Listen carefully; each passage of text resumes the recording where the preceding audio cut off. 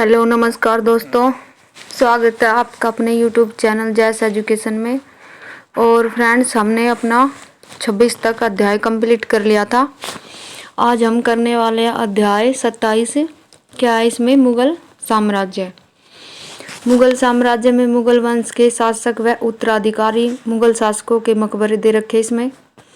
और क्या दे रखा है? इसका वंश सारा कौन कब कब कौन कौन आया, ये सारे दे रखे इसमें। फिर तैमूर वंश के संबंध होने के कारण मुगलों को क्या बोलते हैं? तिमूरियन भी कहा जाता है। ये दे रखे सारे, किसके बाद कौन कौन आया।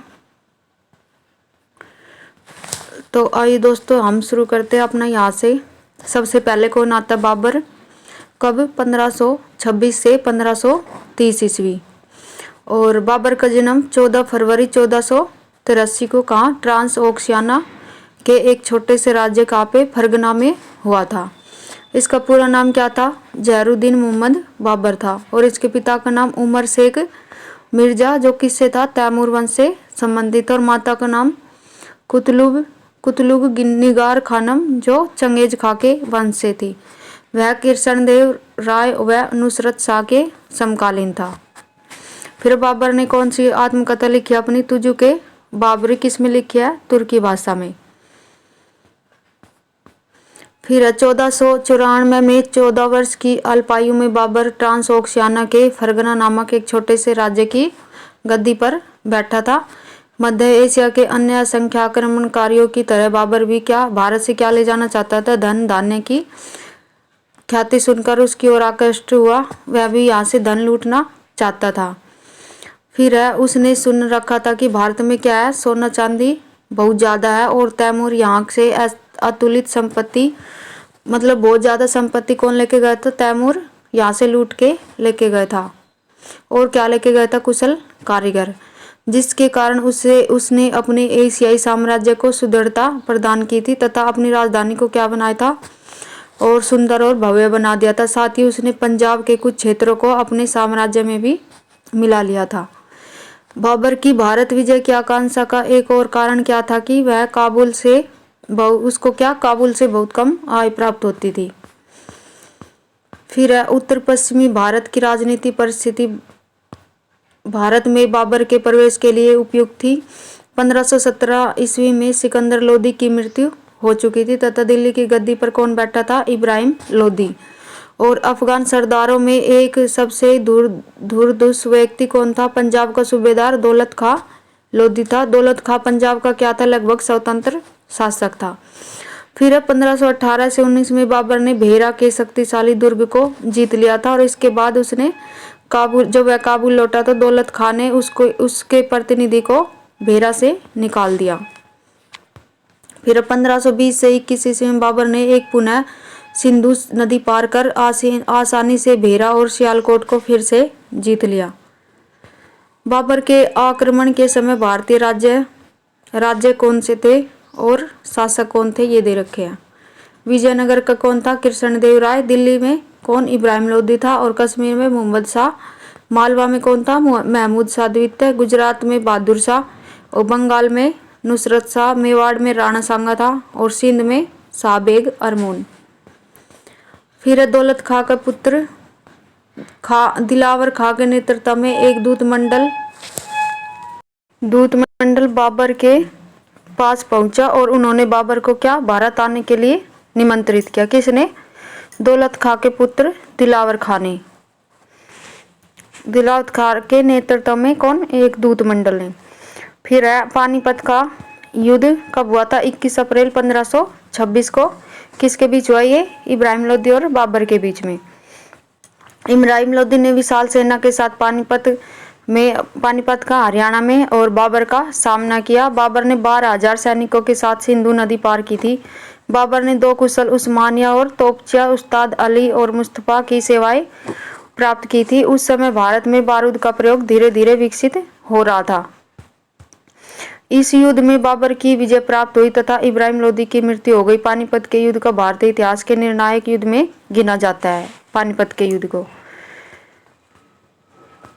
बाबर के पास क्या था, कहा जाता है कि बाबर के पास तो बहुत कम सैनिक थे, पर उसके पास क्या थी, टेक्निक थी, और मतलब बारूद का प्रयोग किया था बाबर ने इस युद्ध में।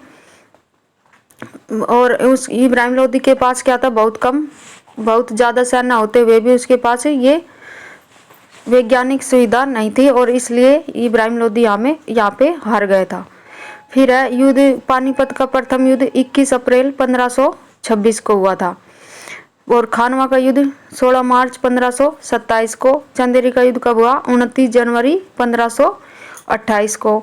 घाघरा का युद्ध 5 मई 1529 को। चौसा का युद्ध 26 जून 1539 को। और कन्नौज का युद्ध 17 मई 1540 को। ये युद्ध के बारे में हम आगे सारा डिटेल से पढ़ने वाले इसी में।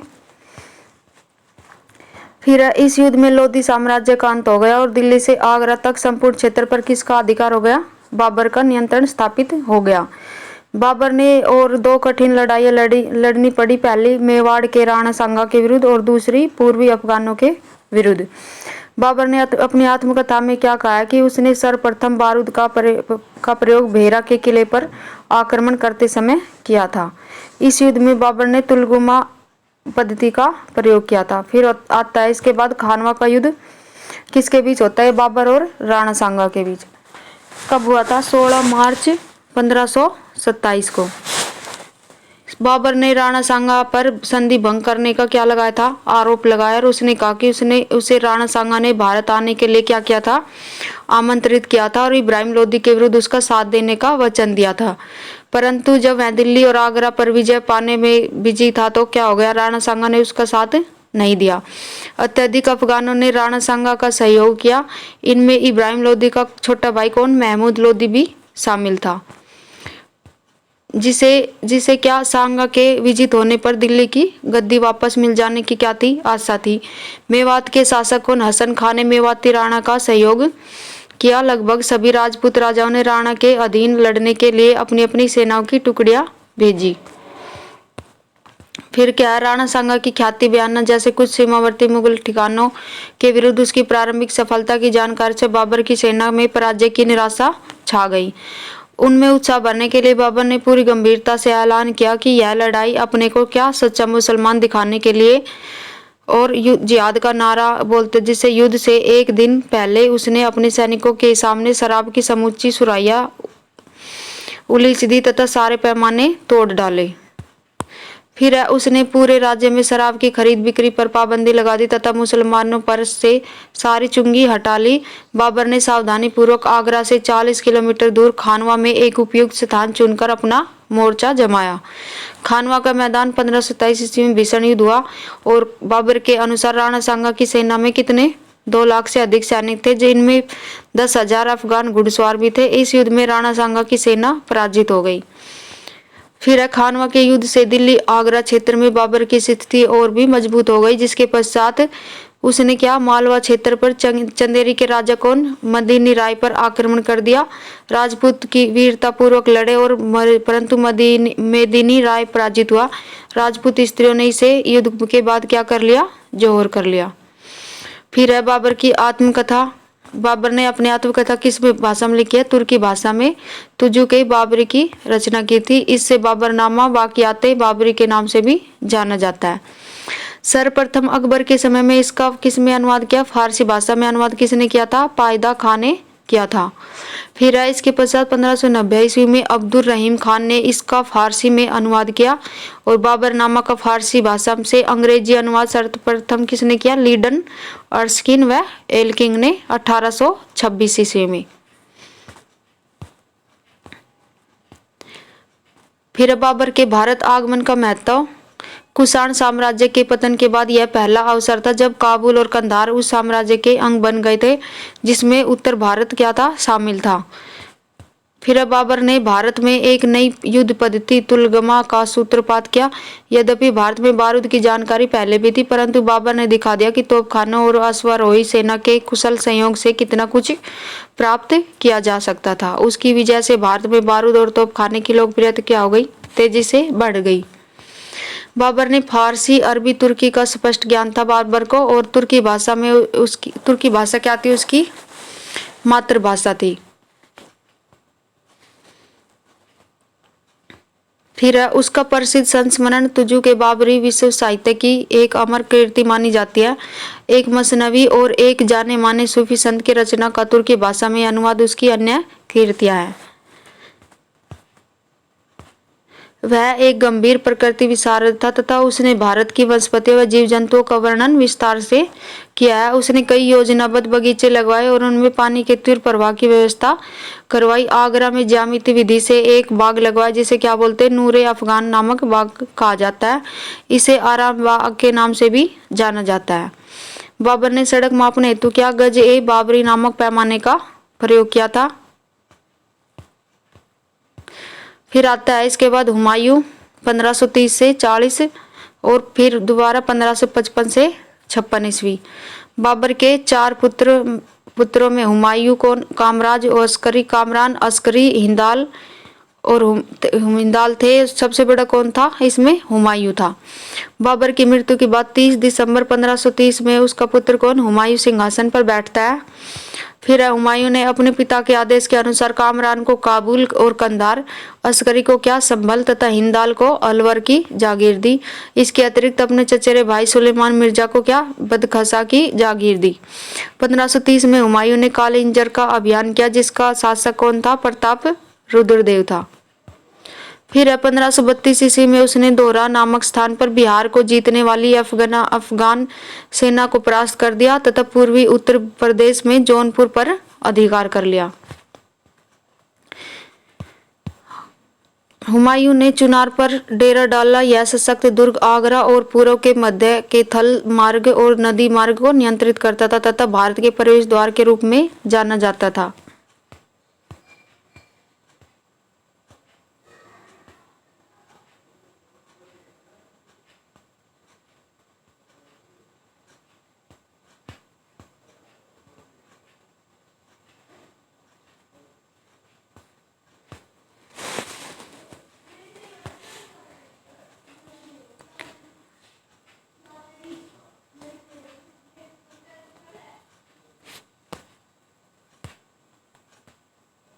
ये दे रखा है सारा वैसे ही।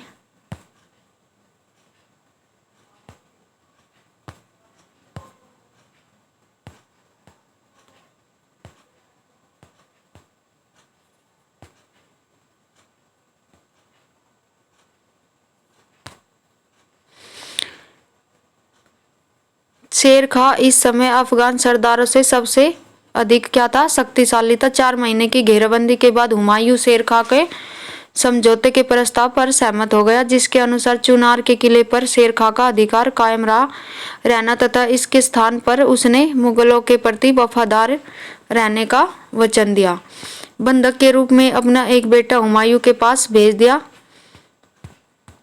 गुजरात के शासक कौन? बहादुर शाह की बढ़ती हुई शक्ति तथा आगरा की सीमा पर पड़ने वाले क्षेत्रों तक फैली और उसके गतिविधियों से हुमायूं क्या हो गए? चिंतित हो उठा। बहादुर शाह लगभग हुमायूं की उम्र का सुयोग महत्वाकांक्षी क्या था? शासक था। 1526 में गद्दी पर बैठते ही उसने मालवा विजित कर अधिकार कर लिया। इस समय राणा सांगा की रानी कौन? कर्णवती ने हुमायूं को राखी भेजकर उससे मदद मांगी थी तथा हुमायूं विरोचित आचरण करते हुए उसकी पुकार के जवाब में क्या सहायता के लिए पहुंच गया था।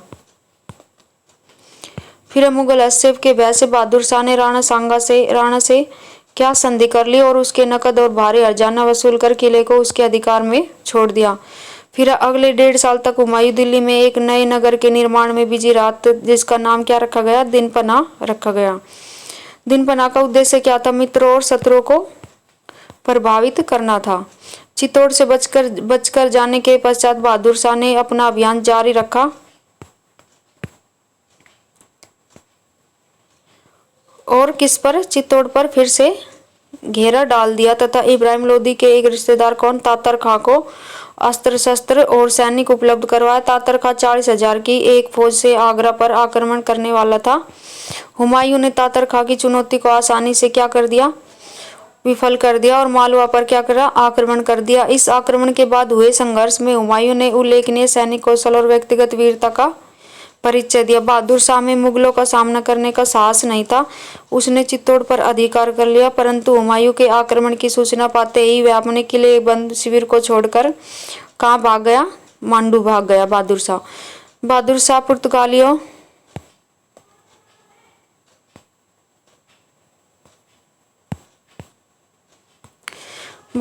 पुर्तगालियों के एक जहाज पर पुर्तगाली गवर्नर से हुई लड़ाई। जहाज से समुद्र में गिर पड़ा और डूबकर उसकी क्या हो गई? मृत्यु हो गई। गुजरात को जीतने के बाद हुमायूं ने उसे अपने छोटे भाई कौन? अस्करी को दे दिया।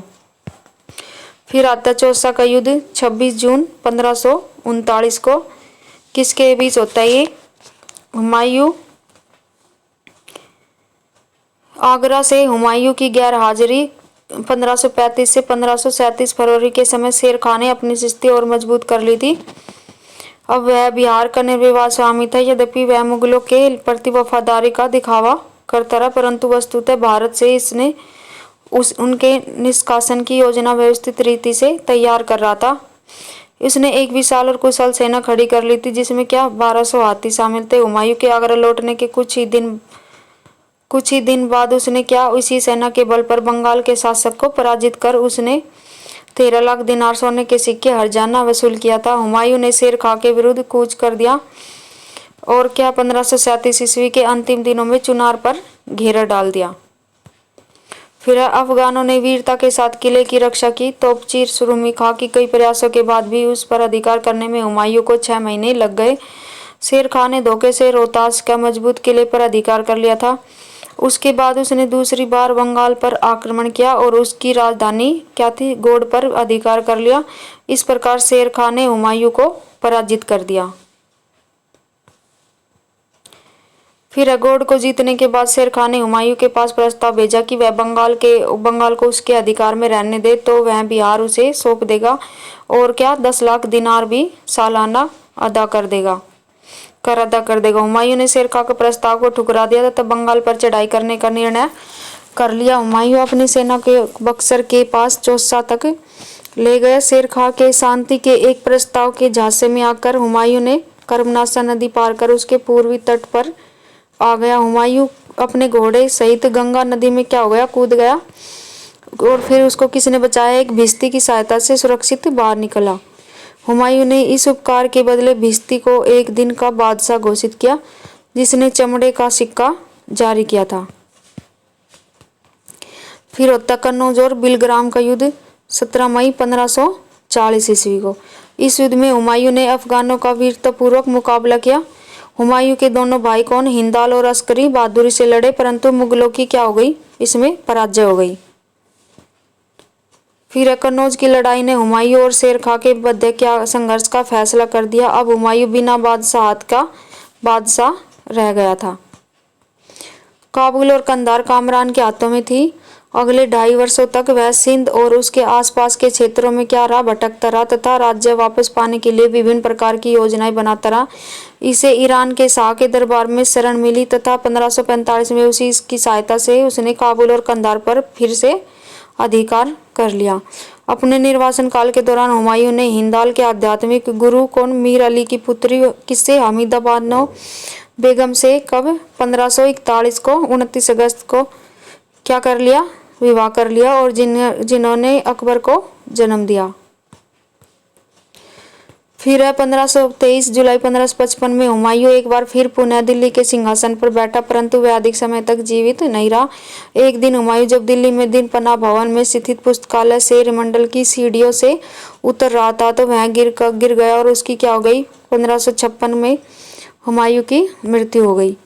लेन पुल ने हुमायूं के बारे में क्या लिखा है? टिप्पणी करते हुए कहा है कि हुमायूं जीवन भर लड़खड़ाता रहा और लड़खड़ाते हुए अपनी जान दे दी। उसकी पत्नी हाजी बेगम ने किले के समीप उसका क्या बनवाया? एक मकबरा बनवाया। फिर अबुल फजल ने हुमायूं को इंसान कामिल कहकर संबोधित किया था। कानून हुमायूं के अनुसार हुमायूं ने प्रशासन में सहायता के लिए अहले मुराद वर्ग का गठन किया, जिसमें नर्तक और नर्तकियां शामिल थी। उसने दिल्ली में मीना बाजार की शुरुआत की थी, जिसमें कर्मचारियों की पत्नियां बाजार लगाती थी और कौन? राज परिवार के लोग उसको खरीदा करते थे। और क्या था हुमायूं के बारे में? हुमायूं ज्योतिष में विश्वास करता था, इसलिए उसने सप्ताह के 7 दिन 7 रंग के कपड़े पहनने का नियम बना रखा था। वह मुख्यतः रविवार को पीला, शनिवार को काला और सोमवार को सफेद कपड़े पहनता था। फिर आता है शेरशाह सूरी 1540 से 1545 ईस्वी। शेरशाह सूरी शेरशाह दिल्ली के सिंहासन पर कब 67 साल की आयु में बैठा। उसका मूल नाम क्या था? फरीद था तथा उसके पिता हसन खां जौनपुर के एक छोटे से जागीरदार थे। फरीद को शेर खां का खिताब उसके किसने संरक्षक ने एक शेर को मारने पर दिया था। फिर है मोहम्मद शाह बहार खां लोहानी की मृत्यु के बाद शेर खां ने उसकी विधवा दुदू बेगम से शादी कर ली और दक्षिण बिहार का क्या बन गया? शासक बन गया।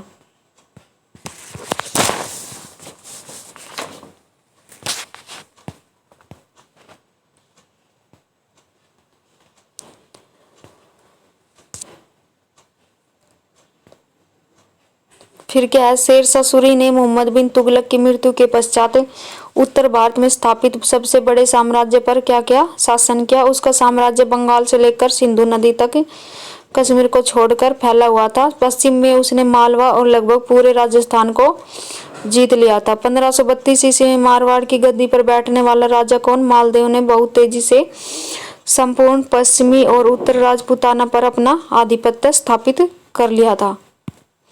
फिर है शेरशाह मारवाड़ के युद्ध में राजपूतों के शौर्य से इतना प्रभावित हुआ कि उसने कहा, मैं मुट्ठी भर बाजरे के लिए लगभग पूरे हिंदुस्तान का साम्राज्य खो चुका था।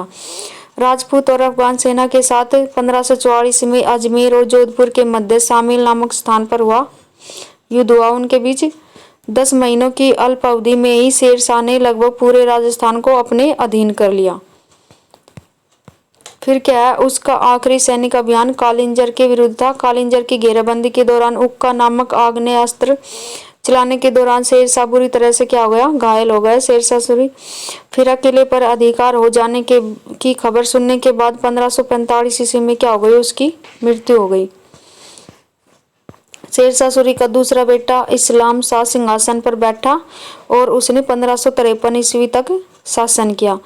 इस्लाम शाह की मृत्यु के बाद अफगान अमीरों ने मृत सुल्तान के नाबालिग पुत्र फिरोज को सुल्तान घोषित कर दिया, जो कि 12 वर्ष का था। उसका राज्याभिषेक ग्वालियर में हुआ तथा केवल 3 दिनों तक क्या बना? बादशाह बन सका। मुबारिज खां ने अल्पवयस्क सुल्तान की हत्या कर दी और स्वयं मोहम्मद आदिल के नाम से सुल्तान बन गया। फिर क्या है? शेरशाह की देन अपने साम्राज्य के एक छोर से दूसरे छोर तक शांति व्यवस्था की पुनर्स्थापना शेरशाह का एक प्रमुख क्या था? योगदान था। शेरशाह ने अपने राज्य में वाणिज्य व्यापार के उत्थान और संचार सुविधाओं के सुधार की ओर विशेष ध्यान दिया। उसने पश्चिम में सिंधु नदी से लेकर बंगाल में सोनार गांव तक पहुंचने वाली पुरानी शाही सड़क को भी पुनः शुरू करवाया, जिसे प्राचीन भारत में क्या? उत्तरापथ कहते हैं। फिर लॉर्ड डलहौजी ने इसका नाम बदलकर क्या रखा? जीटी रोड रखा था। वर्तमान में यह NH1 व NH2 के नाम से जाना जाता है।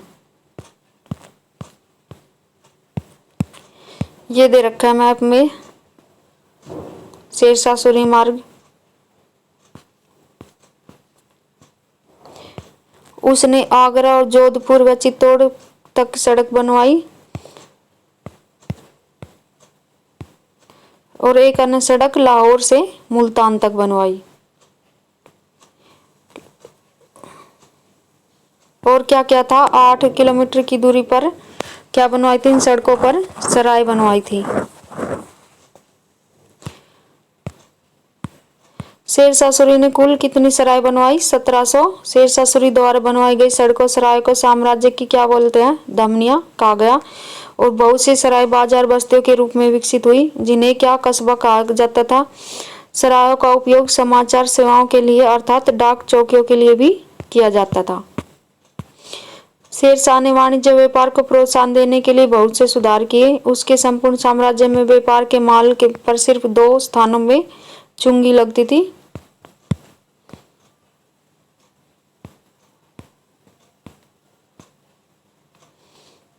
और क्या है, उसने मिश्र धातु के निम्न कोटि के सिक्कों के स्थान पर सोने चांदी और किसके तांबे के मानक सिक्के ढलवाए। उसके चांदी के सिक्के इतनी अच्छी तरह ढले हुए थे कि उसकी मृत्यु के बाद भी सदियों तक मानक सिक्कों के रूप में चलते रहे।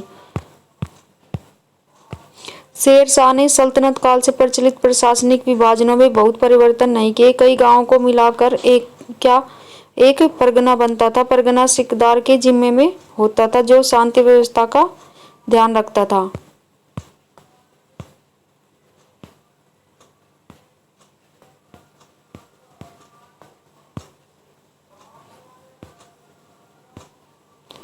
ये क्या क्या काम करवाया, ये सारा दे रखा है। और उसने सासाराम बिहार में अपने लिए क्या बनवाया, मकबरा बनवाया, जो स्थापत्य एक उत्कृष्ट नमूना माना जाता है।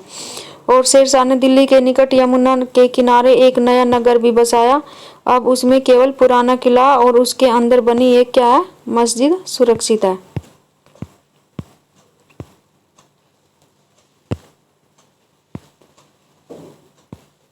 ये दे रखे सारे। शेरशाह ने भूमि के माप के लिए कि सिकंदर गज 34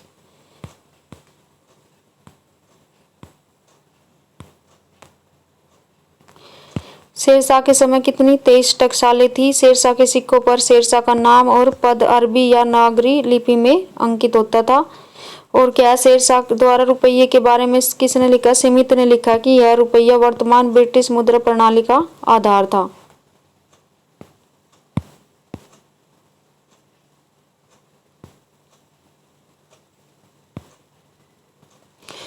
फिर मुगल काल में जो युद्ध हुए, सबसे प्रमुख युद्ध कौन कौन से है, 13 युद्ध दे रखे हैं। सबसे पहले कौन सा, पानीपत का पहला युद्ध किसके बीच हुआ था, ये बाबर और इब्राहिम लोदी के बीच।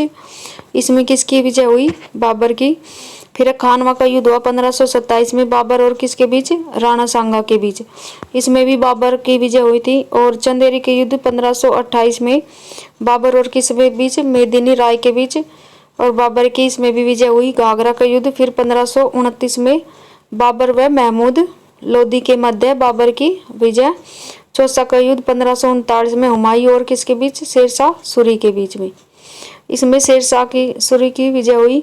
कन्नौज या बिलग्राम का युद्ध 1540 ईस्वी में, हुमायूं व शेरशाह सूरी के बीच में। शेरशाह सूरी की विजय, हुमायूं पूर्णतः फिर से इसमें हार गया। फिर मच्छीवाड़ा का युद्ध 1555 में, हुमायूं और किसके बीच, अफगान सातार खां के मध्य। इसमें किसकी विजय हुई, हुमायूं की। फिर सर हिंद का युद्ध 1555 ईस्वी में, हुमायूं व सिकंदर शाह सूरी के मध्य, हुमायूं की विजय हुई। फिर पानीपत का दूसरा युद्ध होता है 1556 में, अकबर व हेमू के मध्य, अकबर की इसमें क्या होती है, विजय होती है। फिर हल्दी घाटी का युद्ध होता है 1576 ईस्वी में, मुगल सेनापति किसके बीच, मान सिंह और राणा प्रताप के बीच में होता है। इसमें किसकी विजय होती है, मुगलों की विजय होती है।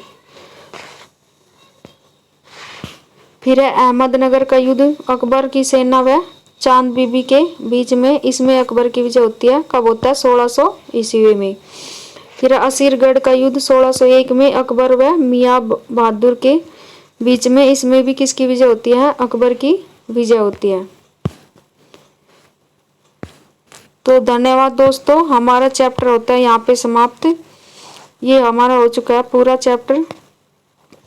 धन्यवाद।